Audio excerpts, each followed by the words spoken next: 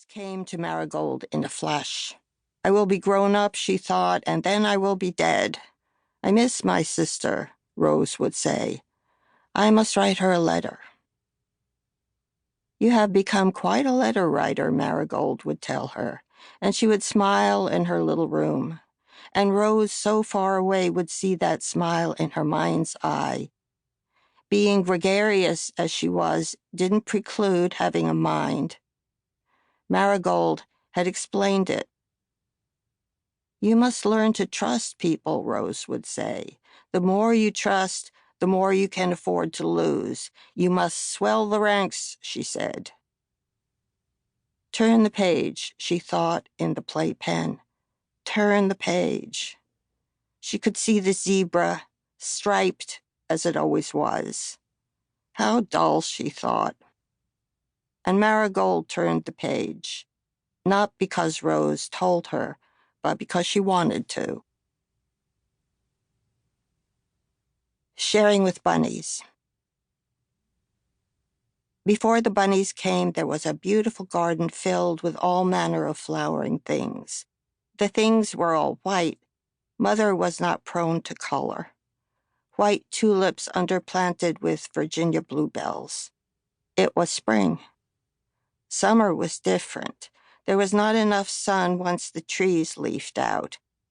The garden relied on nasturtiums, which Mother and Father ate. It was strange to see the grilled fish with nasturtium butter melting over it. The twins only knew because Mother told them. But once you try, Mother said, the taste is magic. The twins knew what magic was. It made the sun rise. Now they knew it had a taste, which was the taste of flowers. But only this particular flower. Others you must stay far away from. This seemed very confusing. Best, Marigold thought, to stay far away from the garden lest you get too close to something dangerous blooming. Mother and the twins were sitting on the blue blanket. The twins thought Mother was lovely. She had enough hair so it went in many directions when the wind blew. Father was splendid. You are lucky girls, Mother said, to have such a handsome father. You should try your best to look like him. She said nothing about herself. People with good manners didn't talk about their own attributes. This was called blowing a horn.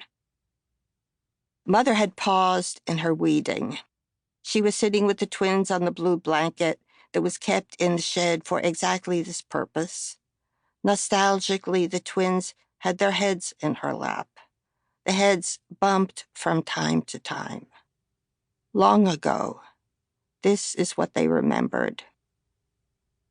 It was a beautiful day. Mother had said so. Father was off counting things. Mother did not spend a lot of time on the blanket. She was energetic and purposeful. This must be why she had twins, Marigold thought, instead of a regular baby. It was known Father had wanted a goldfish. The twins watched from the blanket. It was still safe there. They couldn't as yet crawl. In their different ways, they loved this period. It was possible still to feel safe. They didn't know this was what they felt until the feeling disappeared, though initially they were distracted, like all babies, by feelings of triumph. First crawling, then walking and climbing, then talking. Their clothes stopped fitting. Pajamas with feet were no longer appropriate. Infinite possibility, something they both felt. Then an absence or loss. Safety, which had disappeared. But all this was still to come. Meanwhile, the nasturtiums were gone. If you strained your eyes, you could see the beheaded stems, but the riot of color was nowhere to be seen.